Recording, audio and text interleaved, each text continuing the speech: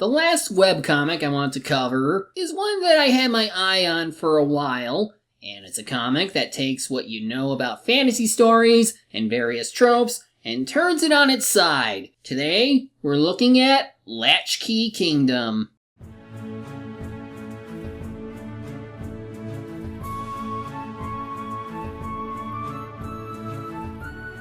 Latchkey Kingdom is the second comic to be made by Nick Daniel, set within the same universe as his previous series, 70 Seas. From what I can find anyway, this comic has been around since 2012 or 2013, and is still going strong with at least 12 chapters, several side stories, and what I imagine are spin-off stories involving the many characters that exist in this world of furry creatures. And I want to show you some of what makes this really damn enjoyable. Now, when you go to the main website and choose to start from the beginning, you're given Chapter 1, Usurper, which would be a more proper beginning to the comic, except that isn't where it really began. When the comic was first made, it started out as a parody to The Legend of Zelda, which would become Chapter 2, Jinx. Either way, it still features our main character for the series, Willa Dragonfly, who in this chapter goes through a dungeon in a way that's shown in Zelda, what with how it's all about puzzle solving and fighting monsters, only some of it is done in a manner that is unorthodox, like finding the small key item on top of the door you need to open, or that the monsters she's fighting are actually afraid of this Navi-like creature that's really a frightening bug. Where it ends up going is that after defeating the boss, whose remains disappear via the rats she helped cutting it up for them to eat, because that clears out the room at least, she finds the elixir she was after, but oops, she needs to bring her own bottle, and she has to leave and come back with it. She turns it in to the person who wanted it, and she's definitely mad she went through the trouble of getting the damn thing for them, but quit being such a baby. Jinx, you owe me an elixir. That's the chapter title. All that was just because of a little game. And Xander, as he's called, has to go to the water temple. But then the comic becomes more of a semi-slice-of-life dungeon-crawling adventure series where Willa takes part in many adventures, meeting new people, and together growing as a whole. There's no real main antagonist, so to speak. These are mostly self-contained stories that feature Willa taking part in something that usually involves at least one video game reference. Like during the chapter called Titan, Willa ends up picking up a job to take down this mechanical monster that's above level 60. Yeah, they seem to be going on RPG logic, and her card claims that she's level 150. The only way she could handle it was with the aid from a dungeon waif named Ash, who carries a lot of bombs. I should also mention that some of the characters are fairly young, in their early teens, while others can be in the late teens or beyond. It works given the Zelda-inspired origins. In Claw, one of the creatures that pops up a lot is this hound that's very much inspired by Pikachu. It's even named similarly to it. The chapter also introduces this shadow monster creature that becomes a part of Willa for a while, and while useful itself, it can't seem to hold a sword, and since she can't take it off, she has to ask Xander and Savannah, the castle witch, for help in removing it. For what is seen, it's meant to be funny, if only because wouldn't the castle witch be known for having such creepy torture stuff, but is casually using it to help someone? Not to mention, she's rather timid around everybody. That's unusual for a witch. That's not to say the comic can't have any tense moments, as eventually the shadow starts attacking everyone, and even Willa, to the point where it even threatens to stab her with her own sword. Jeez! Eventually they come to terms, and even an insulated sword that protects from electricity, which the shadow is weak to, can't block lightning. The shadow eventually leaves, while also showing signs of being like Willa, and this does actually come back later. The stories themselves get more creative over time, like during Snakes, Willa has to go take her grandfather's place in saving Xander's family, whose castle has been filled with snakes. This is due to a snake cult trying to sacrifice the king by first filling this bottomless well with snakes and lowering him in to summon some god. What makes this different from other old god cults? Most of the victims act pretty straight, for one thing. Like they know it's dangerous, but hey, someone will come and save them. Also, the big bad boss that Willa fights doesn't like having to fight a small child, but is constantly getting outsmarted and being made a fool of. And even when Willa gets taken out by the cult leader, who's also mostly naked, because he doesn't like clothes, we see that Grandpa Dragonfly is so damn powerful, he could have saved everyone easily, as he only shows up to save his granddaughter. So, this cult is kinda lame, but in the funny way. You know, this whole comic is basically everything people are aware of, but are usually tired of seeing played out in your average fantasy setting. But this comic pretty much does a lot to make it feel fresh and unique. Sure, the setting is something you commonly see, but when you have a royal family act the way they do, I mean, Xander is a bit of a dork in his own right.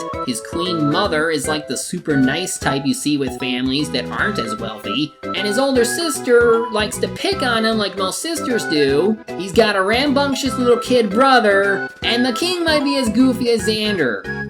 Yeah, this is the royal family you want to like. They even have a freaking Doberhound, who has his little bird companion speak for him since he's like an intelligent dog who can't speak English, while making it seem like the bird is in control, while Rex actually is. And I don't know if this is intentional, but I think they make an attempt to ensure his private parts are covered with this random leaf, even though he's a dog, and in comics you don't often need to add anything. It's just a seemingly unnecessary detail, but it's pretty amusing. We have a very spoiled princess named Rosalyn, who wants to be kidnapped, thinking she might be able to return home to her kingdom after being banished beforehand, and she's so petty that she ends up hiring this strange hound called the Embalmer, who keeps saying he could definitely kill her, and she's like, okay, you're hired. His hideout is so crappy too, compared to the other places they could go for being kidnapped.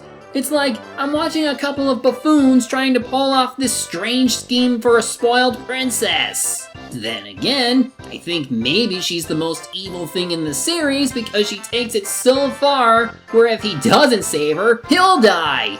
And then she doesn't seem to mind that the Embalmer is doing his own thing now, like he intended to take them this whole time, and what is even this series? And then, not long after she admits that she was responsible for her own banishment, and it feels like a small somber moment since they do take time for development, it's like the thing she's done is so bad, she treats it like it's no big deal. Can you even prove that I'm lying?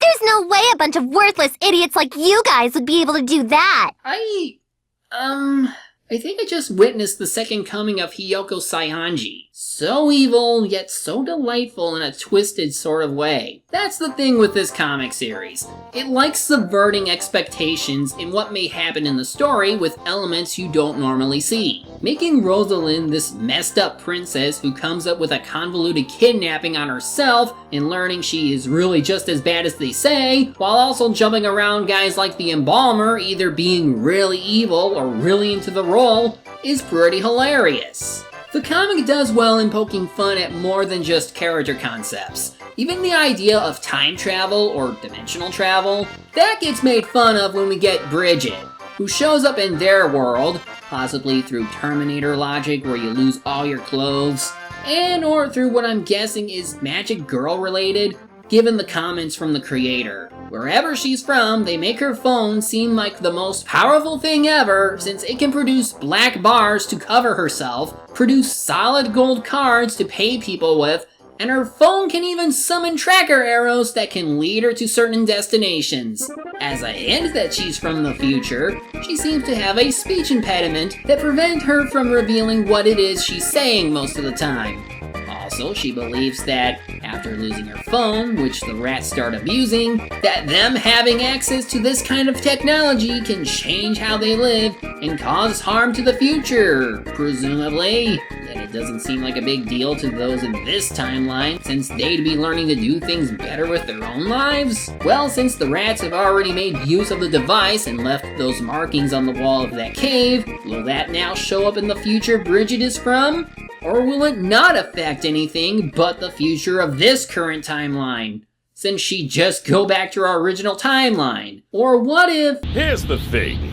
Multiverse theory's a bitch. In any case, how they get the phone back is pretty amazing. I won't show you much else of that little story, other than it leads to Savannah teaching Bridgette that when someone's in trouble, you have to step in despite what society says otherwise. And through her magic, turns Bridgette into a hound to save everybody from man-eating plants. Oh, and one of the epilogues has Rex asking Savannah to introduce him to Bridgette, not knowing what she really is. This actually does come back up again in another storyline. What doesn't usually come back up are the stories involving other characters within this world, though they tend to produce some fun characters like Stella Sparkchild, a supposed demigod who is able to kick all kinds of ass despite her age and size. There's also a story involving a group of adventurers who call themselves Team Zap, which the creator says was inspired from Evan Palmer's Delph comic, where the outcome of events is based on the roll of a 20-sided die. And the members are all pretty enjoyable to where you don't want them to die, but at the same time you want to see how this adventure will end, since it's down to chance what will happen to everyone. And then it's just interesting seeing how this all gets interpreted in art form. If there's anything to take away from all this, is that the comics show a lot of creativity and inspiration. They come up with some pretty wicked stories and scenarios whose outcome isn't so easy to figure out because they're going in places you normally wouldn't expect them to. You don't even know what to expect of this world and its traditions. For you know how sometimes campers get duped into a snipe hunt? Well, guess what? This kingdom actually has an annual snipe hunt event that I believe is just a super large prank by the royal family to get people drunk so they can go beat each other up with wooden bats. This is also the same story that introduces Rose, a shadow who took on Willow's form, and may or may not be the same shadow that Willow had for an arm earlier, and again was demonstrating her little habits. Unlike before, she seems like she carries guilt for what she is and what she's capable of, which also carries over into other comics. While many of the stories are self-contained, characters will still grow and learn from their experiences. In the case of Willa and Rose, well, eventually a large bird creature shows up. I found the snipe!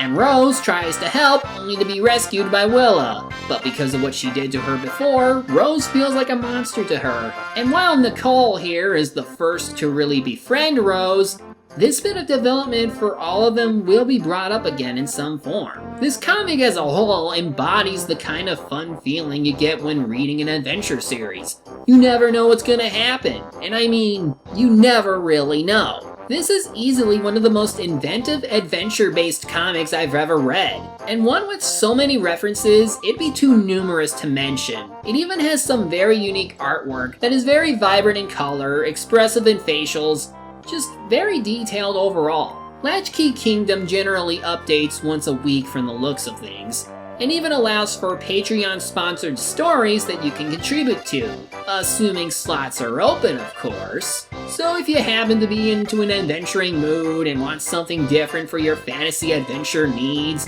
or maybe some inspiration for D&D, definitely read this comic. With its wonderful cast of characters and setting, these are adventures you soon won't forget. I'm the Media Hunter. Media's my prey, and reviewing them my way.